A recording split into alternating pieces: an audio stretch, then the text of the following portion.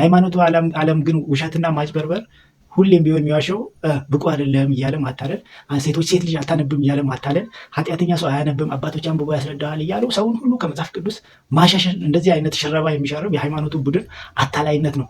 ስለዚህ መጽሐፍ ቅዱስ የተጻፈው ለምንድን ነው?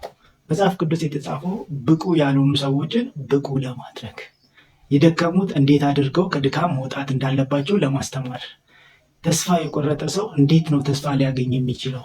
በኃጢአት ባርነት ውስጥ የሚኖር ሰው እንዴት ነው ከኃጢአት ነፃ መውጣት የሚችለው? እንዴት ነው? ሰዎችን ለማገዝ የተጻፈ መጽሐፍ ነው። ብቁ ያልሆኑ ሰዎችን በአጠቃላይ ለማገዝ ወደ ብቁነት እንዲመጡ ለመርዳት የተጻፈ መጽሐፍ ነው።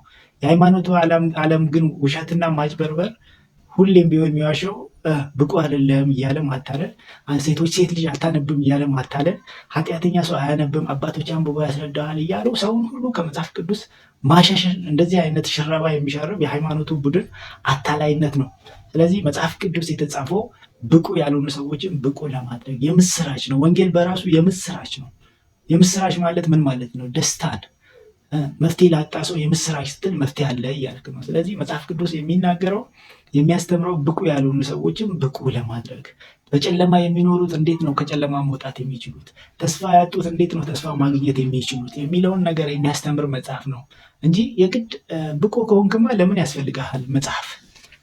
ብቁ ከሆንክማ ለምን ያስፈልጋል እርዳታ?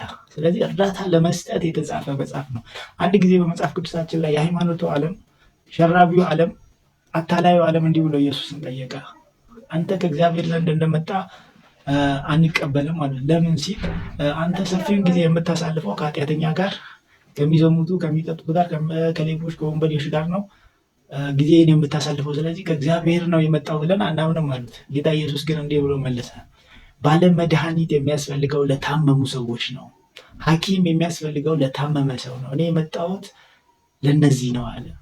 የሃይማኖቱ ዓለም ሁሉ በወቀሳ በማጭበርበር የተሞላ ነው። ጌታ ኢየሱስ የመጣው ለታመሙ ሰዎች፣ እርዳታ ለሚፈልጉ ሰዎች፣ ነፃ መውጣት አቅቶ በኃጢአት ባርነት ለሚሰቃዩ ሰዎች ነው። ስለዚህ የሃይማኖቱን ዓለም ማጭበርበር አትስሙ። መጽሐፍ ቅዱስ በማንበብ ጥሩ ክርስቲያኖች እንደሆኑ መንፈሳዊ ሕይወታቸው እንዲያምር ላበረታታቸው እወዳለሁ። ሴትም ወንድም የሚባል የለም። ሁሉም መጽሐፍ ቅዱስ እንዲያነብ ለሰው ልጅ ሁሉ የተላከ ምስራች ነው። ከእግዚአብሔር ዘንድ በክርስቶስ ኢየሱስ በኩል በሐዋርያቱ በኩል የተላከውን የእግዚአብሔርን ቃል በማንበብ መንፈሳዊ ሕይወታችሁን እንድትጠግኑ፣ ከኃጢአት ለመንበር ነፃ እንድትወጡ፣ እግዚአብሔርን ወደ መምሰል ሕይወት እንድትመጡ አበረታታችኋለሁ። ጌታ ኢየሱስ ይባርካችሁ።